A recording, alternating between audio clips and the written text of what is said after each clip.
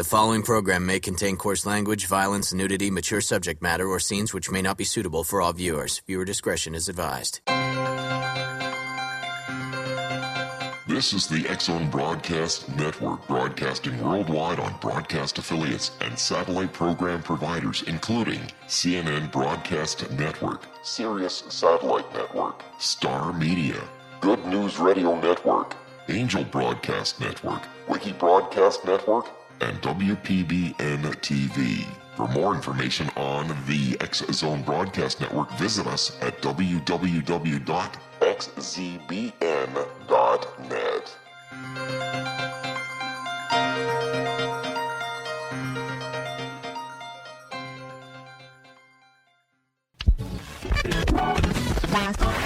All Hit Radio.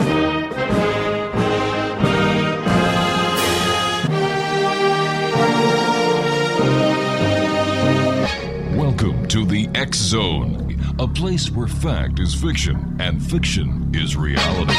Now, here's your host, Rob McConnell.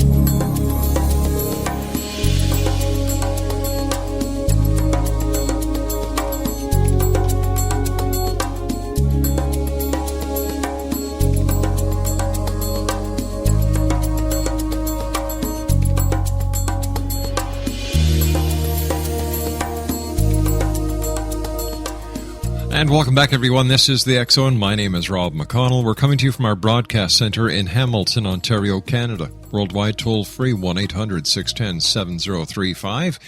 Email xzone at xzoneradiotv.com, on all social media sites, X-Zone Radio TV, and our website, www.xzoneradiotv.com.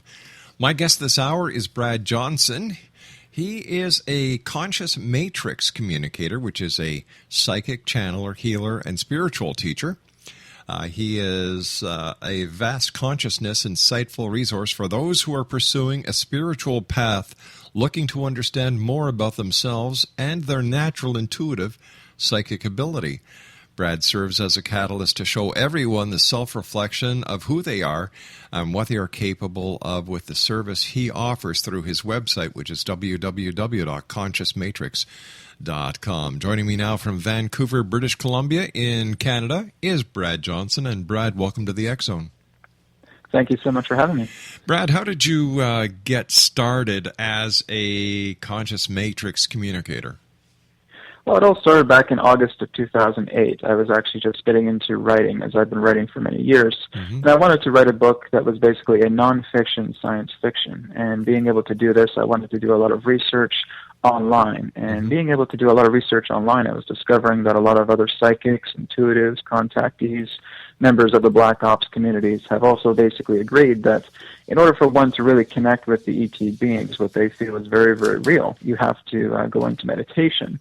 And being able to connect with these particular beings really is just a very harmonious state, because they too believe in what's known as a one infinite creator. And just being able to discover a lot of this really interesting information, I was just absolutely bewildered, just completely, beside myself with joy about looking into this. It's just a part of myself that was absent for a good portion of my life. So being able to research this a lot more, I decided to put the book on hold, and I wanted to go deeper into this myself. I just really became instantly fascinated by meditation, as I was never really interested in it before. I really wanted to get more into channeling, the ability to connect with other extensions of your consciousness. I wanted to get into more with healing and more relating to Akashic records and more into remote viewing. So all of these really just started to sprout, kind of like a blossoming flower. And throughout that time, I started to befriend a lot of psychics, a lot of intuitives, a lot of healers, and I learned from a lot of their craft and basically showing me a lot of different techniques. I basically took a lot of those techniques and transformed it into my own form and began to have these revelations. I would wake up in the middle of the night and just have these dreams that were so profound and so amazing that I would just wake up fully the next morning and now start to know things I did not know before. The nature of the universe, paradoxical mechanics, the nature of energy healing, the ability to channel. So a lot of this all started to happen throughout the months that took place. This eventually led to me becoming what's known as a vocal channel, which first started through the process also known as automatic writing. Through automatic writing, I was able to go into vocal channeling through an extension of my consciousness that could be referred to as the higher self, representing his name as Adronis. And basically that came through, and I started to develop that over the years. And it wasn't until shortly before December of 2012 where I started to develop what's known as conscious matrix communication, which means that there is no longer a necessity to go into an altered state of consciousness to access information. One has been able to develop their own abilities on a natural level as they see it as a part of their own senses, and they're now able to connect with an extension of their own consciousness in a natural state rather than feeling that there needs to be any kind of alterations in consciousness. So since December of 2012, I've been able to connect a lot more with the matrix of myself, and this is basically why it's referred to as conscious matrix communication, representing the idea of the wholeness of one's being that they're able to access in a conscious state. Fascinating. We've got about 30 seconds before I have to go for my commercial break. Is there an ET psychic conscious matrix connection?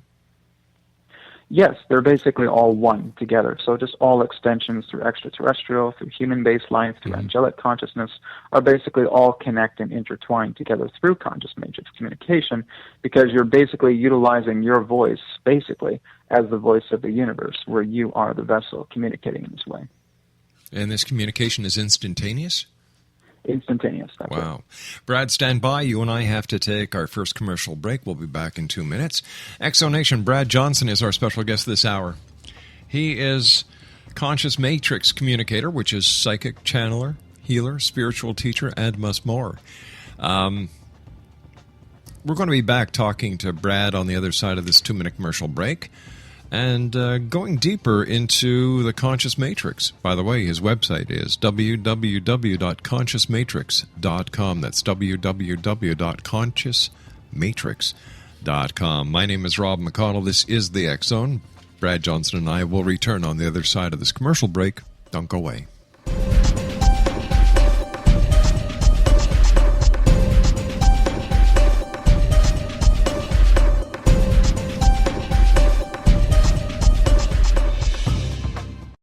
The following program may contain coarse language, violence, nudity, mature subject matter, or scenes which may not be suitable for all viewers. Viewer discretion is advised.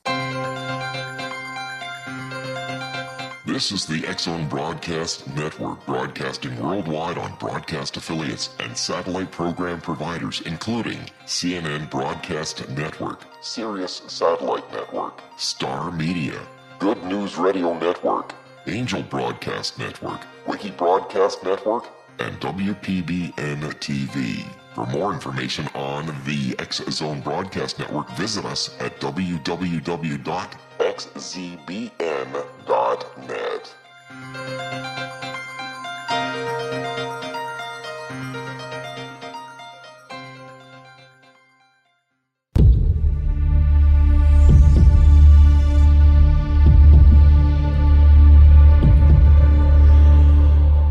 Exonation, Brad Johnson, the Conscious Matrix, is my guest this hour. www.consciousmatrix.com is his website. And Brad, how does one know who's just starting to get onto the path of enlightenment, who is looking for the right place to be so they can enrich themselves in this vast and new experience that they're starting to feel? There are so many different people out there offering different modalities, different ideas, different concepts, different philosophies. How does someone brand new who's fallen off the coconut tree or the cabbage truck, however you want to metaphorize it, how do they know which true path to follow that will give them all the answers that they're seeking? Right. I mean, really, the beginning part of that really starts when you start to question everything about reality. When you feel that there is no longer any solidity within reality, that everything really is just contained with a question mark, and that you're always going to meet other people who will want to help you, because many people are just not shy to being able to give their perspective and saying, well, this is how you need to live life. This is what's worked for me. So why don't you go ahead and give that a try? Now, that person may go ahead and feel that, oh, okay, well, that's a very interesting idea there, and go ahead and try it, but they feel that it's actually not quite their fit. And the reason being is because every single person that is here on Earth is of a unique quality, and that we're not meant to piggyback off each other and utilize identical forms of philosophies or truths in regards to something that will work for one person but may not work for us. And so basically all I do to operate is actually give the person understandings about how I can perceive their own understandings of their questions, and being able to share that back with them, and feeling that all particular paths that I want to share with a person is very open-ended, and basically giving into the idea that they can actually befriend a lot more of their vulnerability. Because right now, a lot of us that seek truth are basically looking for a solid answer. It's basically coming into a point of knowingness. And basically what I would like to encourage working together with people is being able to help them unknow themselves. It kind of goes back to that old Star Wars line from The Empire Strikes Back with what Yoda says, you must unlearn what you have learned. And that is precisely it. So the key here in regards to a philosophy is to make it an anti-systematic system, is basically to reflect it into a state of paradox, that the person is not given the answer, that the insight in regards to what they're receiving from one who is facilitating their assistance in helping them is actually showing them the mirror reflections of themselves, of what they're still holding on to, of what they still feel they are taking for granted, or what they feel that they are underestimating within themselves. So it's basically being able to share yourself as a reflective light or a reflective mirror to let a person know exactly the greatness that they obtain by firstly showing how they can peel the layers of themselves off like an onion. And that's basically done by feeling that whatever I'm holding on to that causes me pain is the aspect of what I can transcend for me now to become painless. And that's the whole idea. So it's not about the idea of a lot of these truthful philosophies, and a lot of them are very, very commendable, and a lot of them are very, very profound. And they certainly do trigger a lot of stimulation within the mind. But the key really is just to understand exactly who a person is by unlearning themselves, what they have adopted in regards to philosophies and personal beliefs that they feel may be good, but really haven't brought them to where they feel they are empowered and they feel their greatness.